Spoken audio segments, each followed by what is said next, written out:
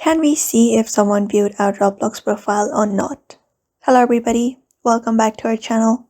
In today's video, we are going to find out if we can see if someone viewed our Roblox profile or not. So let's just dive right into the video and find out. So if you want to see if someone viewed your Roblox profile, first of all, you can head over to Roblox itself.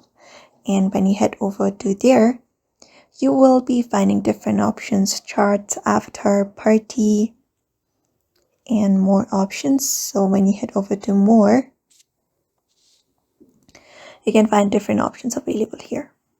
So unfortunately, right now, Roblox has not allowed us the feature in which it lets us know if someone has viewed our profile or not. So the only way to find out is you can head over to the notification section, and if anyone has sent you a friend request, that is the reason. That may be the strong reason why if someone has viewed our profile or not. So that somehow justifies that they have viewed our profile, and that is only the way for now in order to know if someone has viewed our profile or not.